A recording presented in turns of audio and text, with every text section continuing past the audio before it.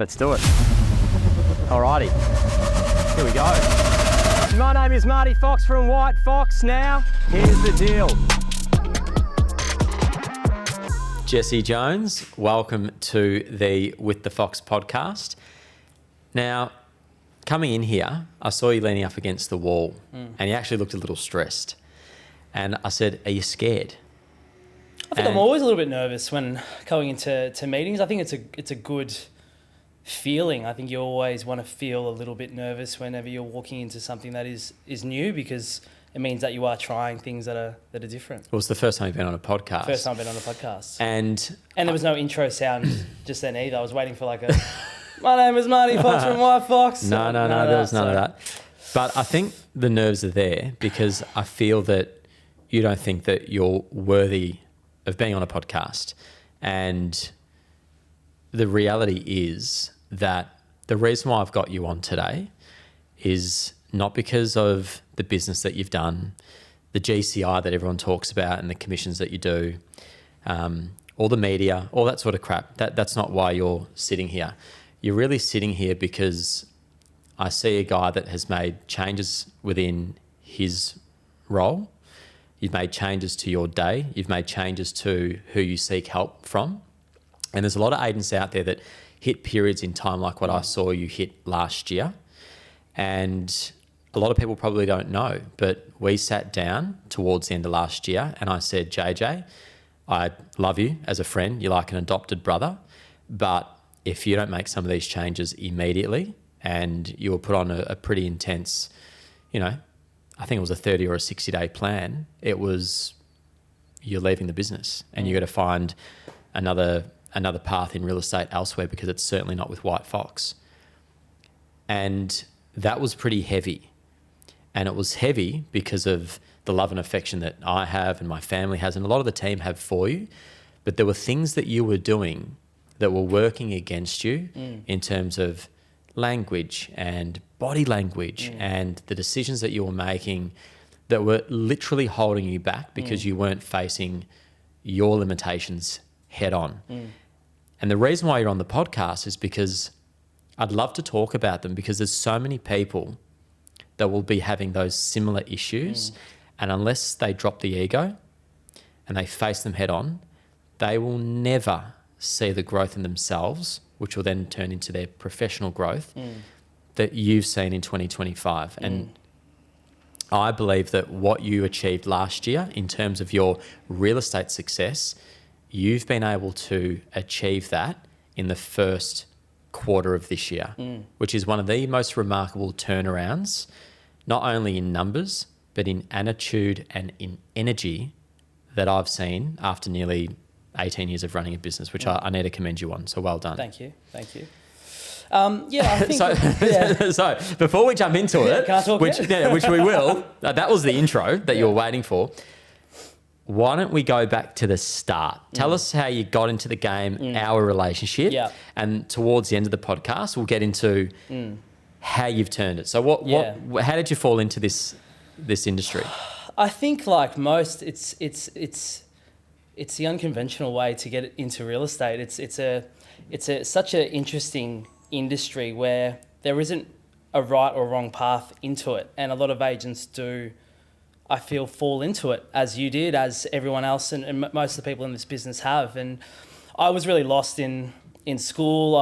We went to the same school. We went to the same, and for context, we always had a little bit of a familiarity, I guess, because we were actually competitors for maybe about 12 months in the flat space. So when I first got into real estate, I was probably 19, 20, and you would have been my age now at Wilson. So when I first got in, which was a bit of a random entry into real estate, we were, you, myself, and Jesse Rayburn were listing a lot of flats together. So, but I think going back to the start, I didn't know what to do after school. I wasn't great. Did you finish school? I finished school, so I finished year 12. I was a little bit lost, and I always felt that I'd be in some form of professional role. But what were your siblings doing? So my brother was in the army. he was in the military at 1AR in Townsville, and then my other brother was in biomedicine. So he worked for... So they both went from school to uni? Yeah, so they went from school to... army brother went to uni, and then my other brother went to the army. Okay. And raised by... Raised by a single mum. So dad was out of the picture quite young. So he left... probably around when I was 7 or 8. So do you remember that, or? Yeah, I remember it. Look, he suffered a lot. He suffered from the drink, unfortunately, and it was a bit of a tough place growing up. To be honest, I think there was a lot of stuff that we missed, and there was dad was obviously going through whatever he was going through, and alcoholism and working, and I guess trying to be a provider, but it wasn't a nice place to be growing up. So he left the picture quite young when I was around 7, and. So did you just not see him, or? Yeah, well, he moved into another state, so we never really saw each other, and I guess that's probably where a lot of my ego and a lot of that thick skin probably came from, because I've always said that your exterior is all hardened. Yeah. Your first impressions are never really a good reflection of who I actually am, and I think and it does stem back probably all the way back there, because when you see your dad walks out and you got a single mum who's raising 3 boys by herself, and we didn't have a lot growing up, and if you wanted something you had to really go and get it, but there wasn't any that family, it was quite hectic growing up. So and watching mum struggle and working and all those sorts of things. So I probably always had that a little bit of a chip on my shoulder, and that followed me through most of my sort of childhood, where going to school and all of that and all the activities that I do, that was just more so my escape. It was just me having fun, because I knew when I went home, it wasn't going to be fun. It was just home. It was what it was. And most kids are meant to go home, and that's their sanctuary. That's their sanctuary, yeah. You didn't have that, and it does shape who you become. And some people turn that into a real negative. They play the victim. Yeah. One thing that you don't do, you actually never play the victim, but in response to it, you put out that you're so strong, that it acts as a bit of an armor to not let people in. Yeah. And that is something that I know is what's turning you into a better professional and a better person to just be around in general. Better human being. And it's funny, it's really important to have the right people around you, because, for me personally, I've gone through my whole life with, sink or swim, and it's always been, chasing or trying to be, fitting in here or fitting in with a family, or, going into real estate or finishing high school, or just, whatever I was always doing. Fight or flight constantly. It was always just that. And I probably developed something that I didn't even see. And it's exactly what you're saying. It's funny that, when people first meet me, they used to say that, he's quite, it takes a long time to warm up. And that was probably what was preventing me a lot on the real estate side. But, so I mean, look, yeah, that was really the early stages in life. But so then, did you end up repairing that with dad, or what ended up happening? He sort of left when I was 7, and I guess I had a bit of an ego, and I felt that at that point, he sort of left, and that was him kind of dead to me. So I never reached out. I probably spoke to him maybe 2 or 3 times on the phone, and maybe visited him one time after that, and then sort of the next time I saw him was probably doing a eulogy for him when I was probably 18, 19. So he passed away from bone cancer as well. So that was obviously a bit of an interesting one, because it's sort of like, when you're sort of saying goodbye to someone that is so important to your life, but you don't know who they were. I had mates that I'd probably known for longer. So, that was always a hard part, I think, for me. And then, I was a bit lost, and I went after school. After that, I didn't know what I wanted to do, and then pretty much a week after he passed away, my mum got diagnosed with kidney cancer. And hold on, so you're 18. Yeah. You've just done the eulogy for your dad that you've not had a relationship with. You've just finished school. Yeah. It's meant to be the most exciting time of manhood. You've turned 18.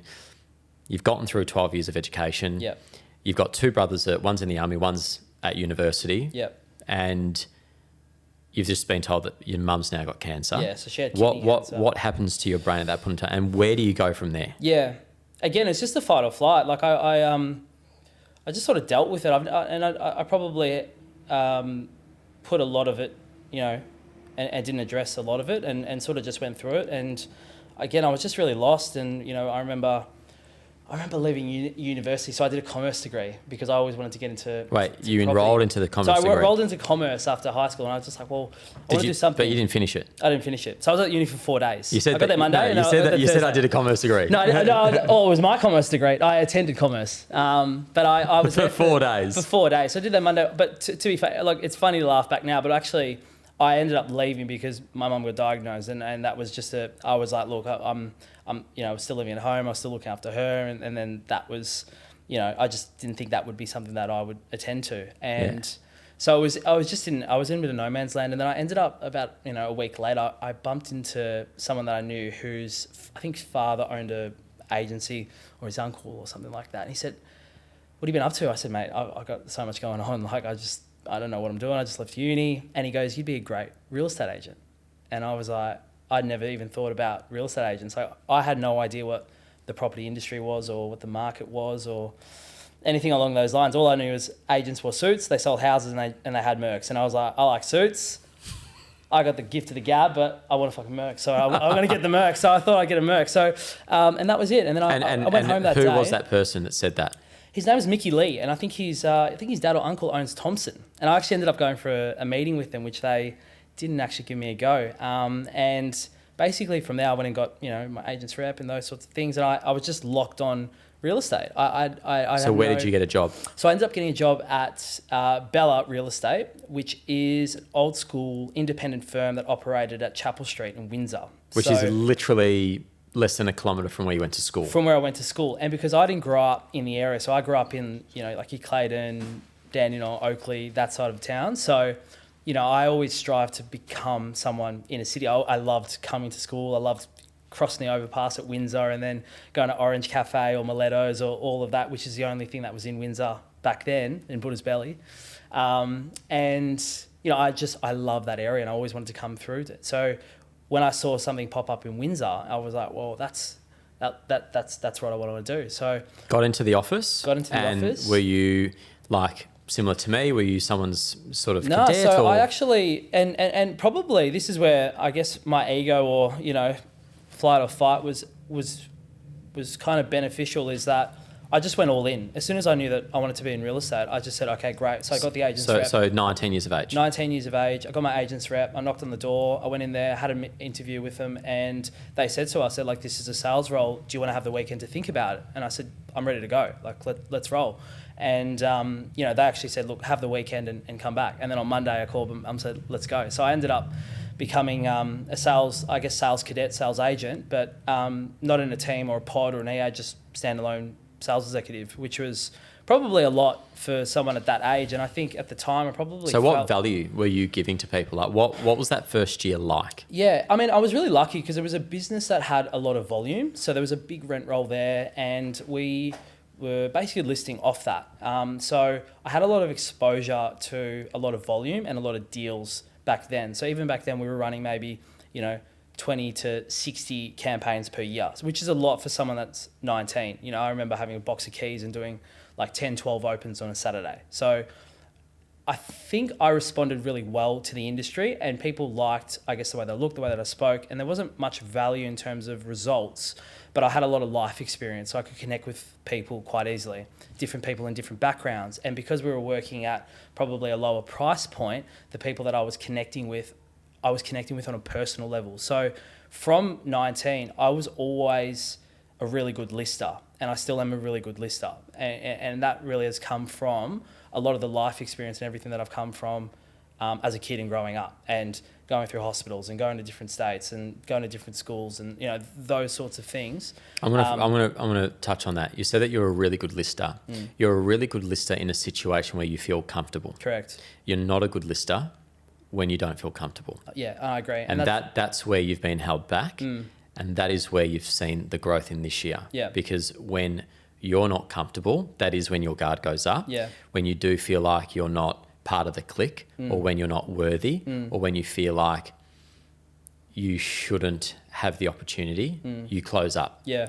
So a lot of people have that situational confidence, but what you've started to work on is just having that core confidence. Yeah. That takes years to develop. It does. And you're on the road to building that. But I think that's really important to touch on because you say that you're great at listing and you do have the mechanics and you do list amazingly well when you're comfortable. Where people explode in this business is when they've got the ability to have that in an environment that's unknown. Yeah. And that comes from that core confidence and not the situational. How long did you work at Bella? So I was there from, I think, 19 till about 21. So then you go from an independent that's probably got limited structure but a huge rent roll. Correct. And then you are part of McGrath's first ever office in Victoria. And sort of the method behind the madness, and it's funny, like, I think there's a little story about where we met that we're probably skipping over there, which was... We'll let you say. Well, because the first time we actually met, so we met just before, I don't know if you remember this, but we met just before you started WHITEFOX. So it would have been 2016, I would say.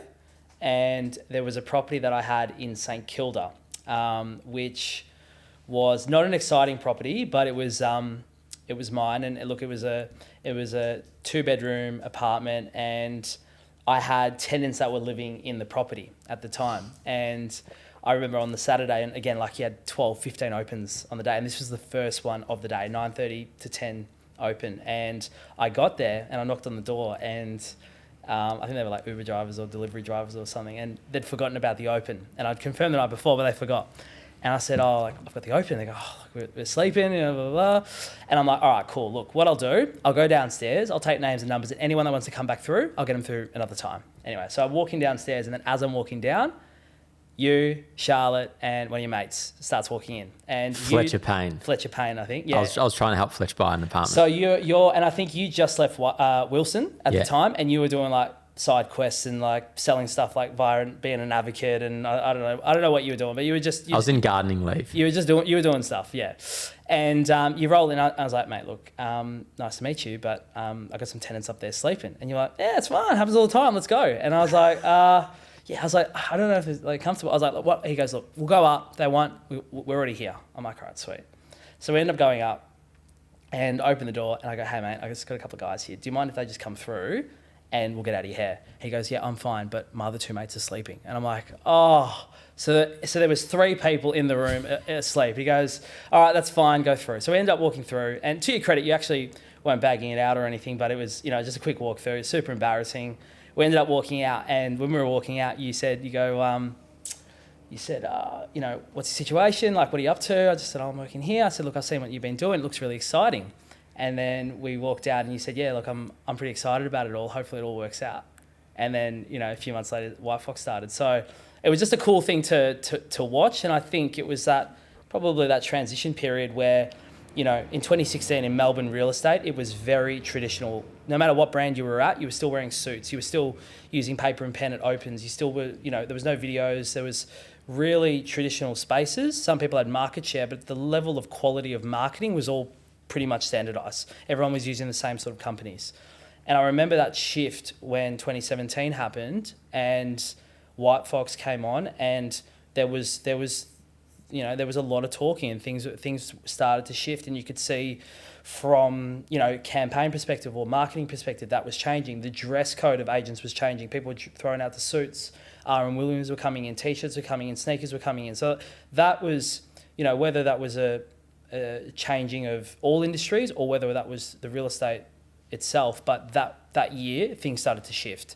And I remember sitting there, and I was at my office at Bella at the time, and I just thought, I'm overworking for half the result where I am. And I always wanted to get into the housing market. That's where I wanted to get into.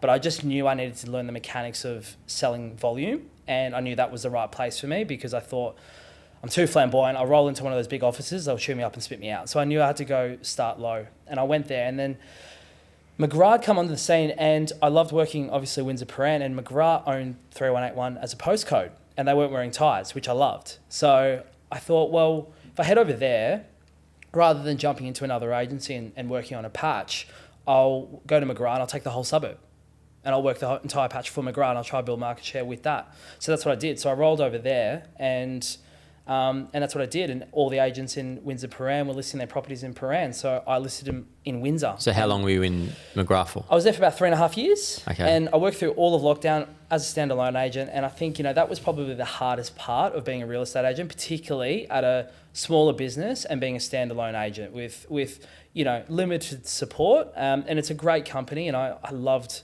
McGrath. And I always thought that, I was really inspired by a lot of Sydney agents at the time when I was transitioning over, because I just felt like they were a lot more fast paced. Their marketing was cleaner. They were just doing things slightly different. And the only people that were doing that in Melbourne was really WHITEFOX at the time. So I went over there and I thought it'd be a good place to learn. And that's exactly what I did. I got a really good name for myself in Windsor, and I really doubled down on that niche rather than trying to compete with everyone in Paran. And I just started to get a bit of traction, but I felt quite lonely there. I was sort of on my own, and I was probably 10, 15 years junior to everyone else. And I lacked a lot of motivation. And then I think you reached out around probably lockdown. It would have been, we were still in lockdowns, and I think we went for maybe a walk or I think Beaconsfield Parade days. I remember you came over to Beaconsfield Parade. And I said to Charlotte, I want you to meet this guy, Jesse Jones. And it's great because Charlotte's pretty on the money. And whenever she says yes and whenever she says no, she's correct. Spot on. And you're the one that she's always gotten wrong. And Lana. And your mum. Yeah. Yeah, well, Lana didn't want you. Charlotte didn't want you. My mum didn't want you. Yours was on the fence. But I did. Yeah.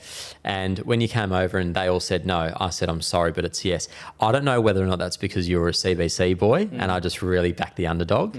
But I just knew from the chats and the walks that there was something special in there. And I just genuinely liked you. I just thought that you were a funny little fucker. But I knew that you had a big heart. And I thought in the right environment with the right support, I didn't know all these things about you at the time. I didn't ask you all your, personal, shit. But as the years have gone on, obviously you get to see what you bring to the table. And I always say, I got you, Charlotte. You got one wrong. But the big thing is in how you evolve. And I remember when you came to WHITEFOX, you said, okay, I really want to try and transition out of selling apartments. I want to be able to sell, these single-fronted homes in Paran, Windsor, St Kilda, yada, yada, yada. And really just up the price point because you were drowning in the volume of apartments. And I said, mate, this is when you can do it, but it's not going to be easy. And it certainly isn't easy. Why isn't it easy to go from apartments into houses? It's such a good question. I think, there's a few things. I think there's also different markets within markets, and I think there's different suburbs that operate at different levels as well. Because I think, this conversation we're having around transitioning from apartments to houses is probably around a certain postcode, which I'd say is Port Phillip and Stonington and Bayside. That is a hard transition to make within those markets, because I think they're highly competitive. They're highly competitive. There's long standing relationships. There's established wealth, and there's people that have sold for families for 20, 30 years. So in order to penetrate those relationships, has it just been a high level of follow-up and a relationship that you've been able to build quicker? Yep.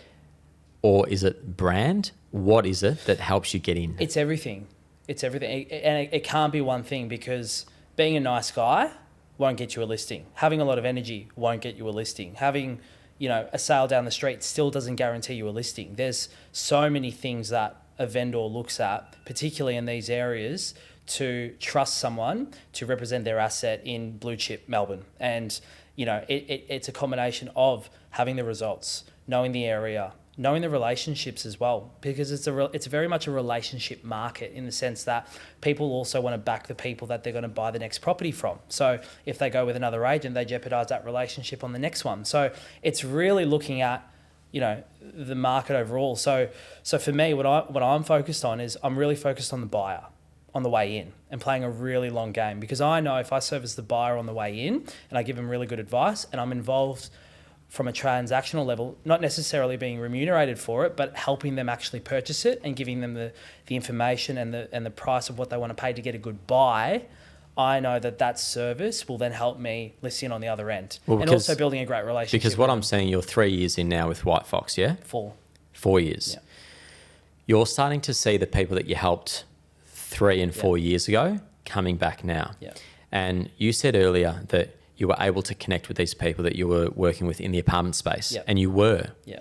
Whereas I know that you felt a disconnect in the housing market because you weren't buying and selling and flipping like what I was. Yeah. And that was hurting your confidence in meetings. But you found a way and an avenue through the buyer. Yeah. And I think that's a really important thing to consider because not everyone has to be flipping and selling and renovating constantly to feel a connection with these homeowners. Correct. It is genuinely about being there when you're not being paid because you'll build that genuine relationship and you'll get the resale down the line. So you've played that long game and you're an impatient person by nature. 100%. That would have been, I think that's culminated in the battle that you've had. Yeah. Because I am going to go to last year where you were very huffy and puffy. You had your mum who was really sick, touch and go. Yeah. You also had a girlfriend that left. That was a saga in itself. And you weren't seeing the rewards through work. So you had Mrs. Go, shitty situation, mum incredibly unwell, shitty situation, and you're getting rejected in listings totally. Like, and I also, was last year that was probably, I reckon 2023 would have been the hardest year of my life because I also at the start of the year, the other decision that I made, because I'd come into WhiteFox and I was still pretty consistent in that 21, 22 period. Like I wasn't breaking records, but I was a consistent agent. It wasn't that I was doing nothing on the month. But you also put on an EA. Put on an EA. Which was in hindsight, the wrong thing to do. The wrong thing to do too early. But the thing is, I've just been trying different things along the way. Like it was just, from a fashion point of view, I was rolling in t-shirts. I started to wear sneakers. I tried to be a little bit different to everyone that I was dealing with. I was just seeing if that would work. I tried to, lower my, heighten up my price point. So I said, look, I'm not going to take anything under 2 mil. I did that for a little while. And then very quickly I got pretty humbled and I started taking things on, for 700 or 800. So, I was just trying a lot of things. You changed your fashion without pulling off the confidence in it. Yeah. You changed the price point by turning your nose up at the listings that literally got you to where you were. Yeah. And you put on an EA thinking that would help you increase your volume, which it just added to your stress levels. Yeah, correct. 3 things professionally went wrong, and then 3 things privately went wrong. Yeah. And last year, that's what culminated in a lot of people pulling me aside and saying, hey, mate, JJ. I'd see you more personally. Yeah. And I was like, JJ's fine. Yeah. And then when I started to listen and really analyse it, I went, okay, this is now a point where you would be given advice and it was like hitting a cricket bat, right? You were unpenetrable. And that's when I reached out to somebody that helped me when I got sick, when I went to Gwingana. And that was this beautiful human who I still speak to maybe once every 6 to 8 weeks. And she's such an incredible psychologist, but she understands business. Yeah. And also being similar ethnicity to you, I knew that you guys would hit it off. And I said, JJ, if you don't speak to this lady, because you had never done therapy in your life. Never. You'd never seen anyone. And I thought, fuck, for somebody that has gone through so much trauma, how have you not ever been able to speak about it and try and get yourself on track? Because for you, it was all about regulation of emotion. That was eating into your professional performance. I said, JJ, I'll cover the first 6 sessions. And after that, if you continue, you continue. But these first 6 will put you in good stead. What did you learn in airing those issues with a professional that knows nothing about real estate, but knows a lot about the brain? I think it's, and she always refers to it as like, it's like a detox. And it's like, you go to the gym, you train, your muscles get bigger, you go for a run, you get, you have a good feeling about yourself. And I think a lot of people will actually not, when it comes to the brain, it being a muscle, a lot of people just don't do anything with it.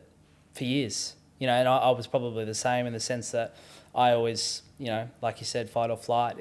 I never really wanted to address anything because there's a little bit of an ego or a chip on my shoulder to not actually think that there's any problem. And I think for a lot of it, I just never addressed anything, and I never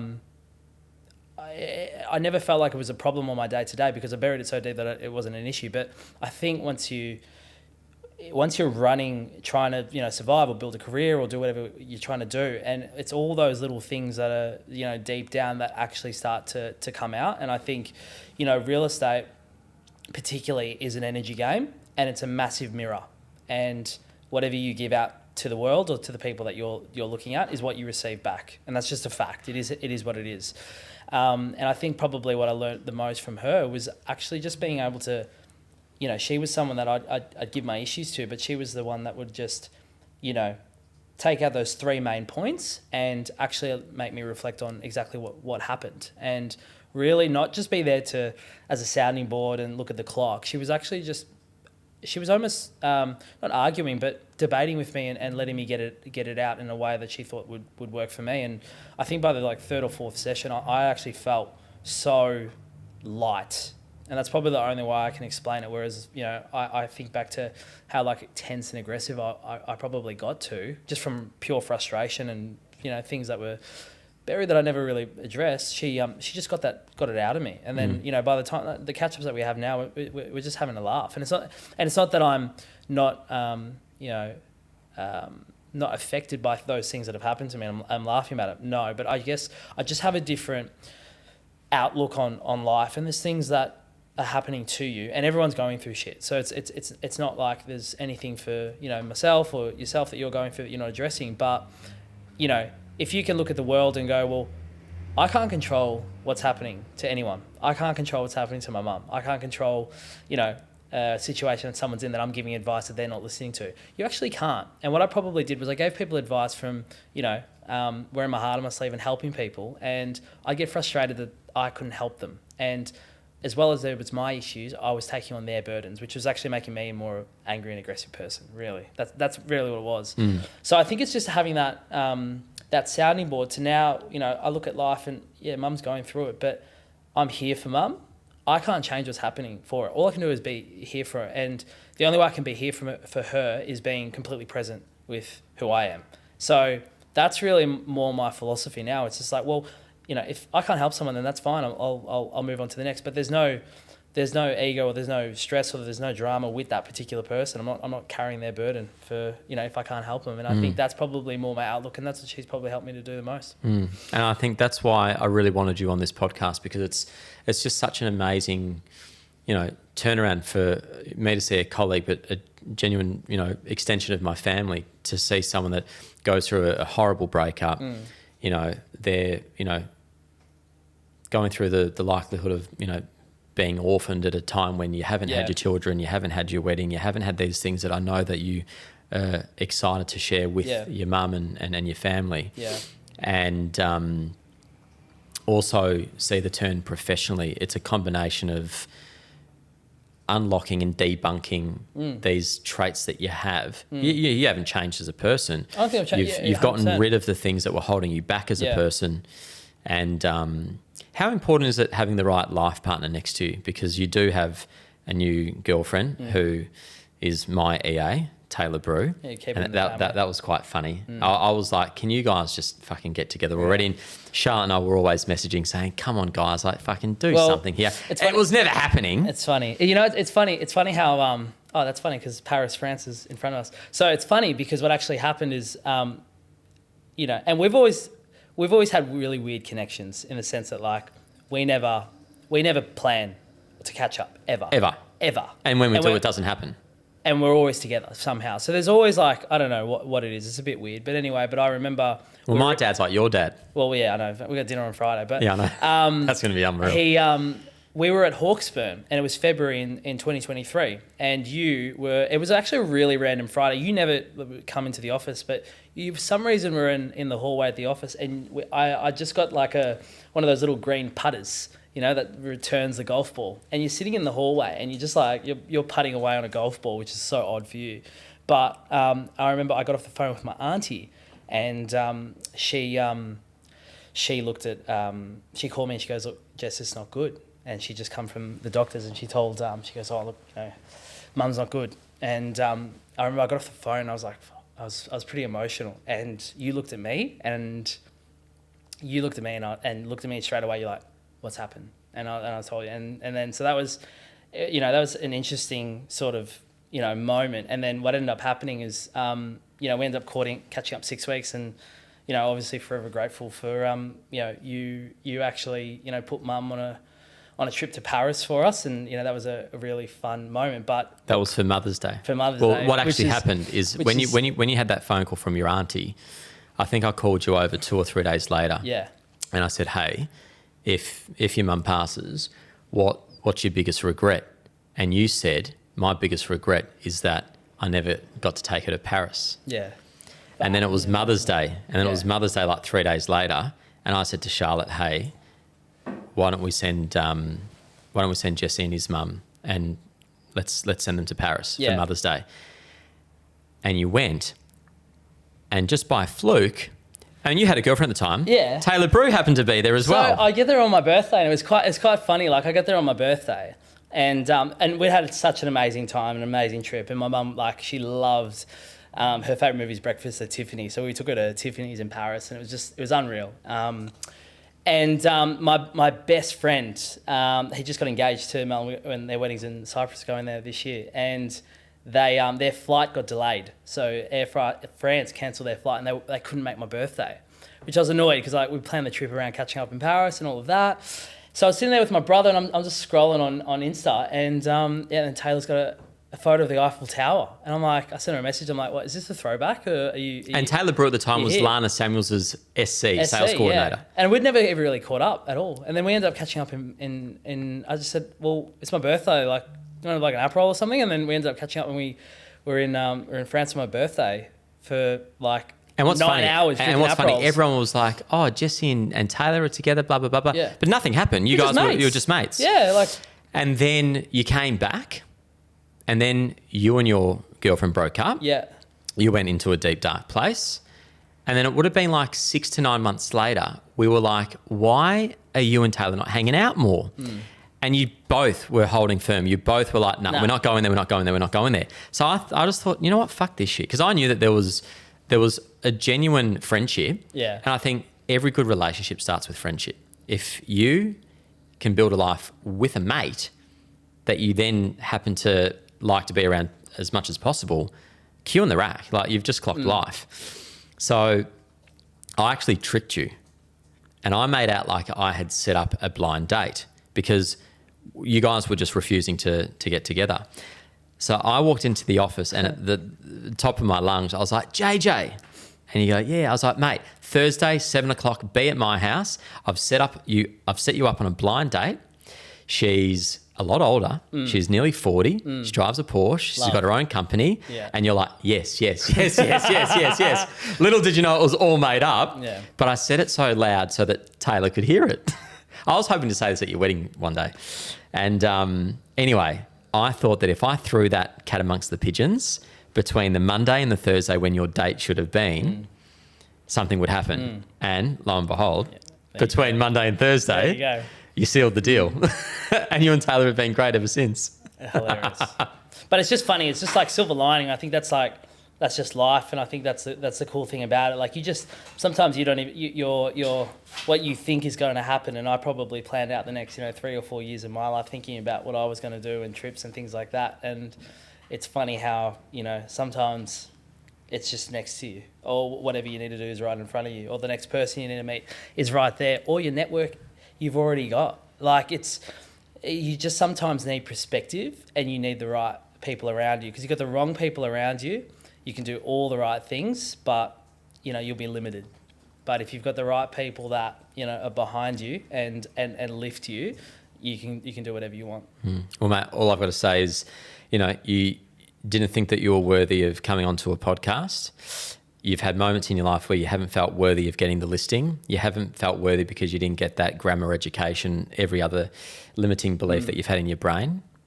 I can tell you as a friend that you are worthy.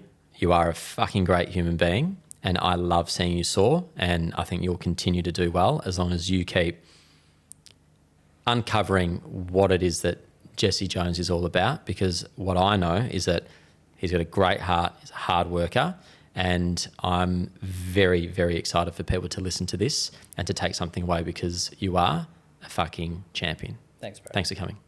Thanks.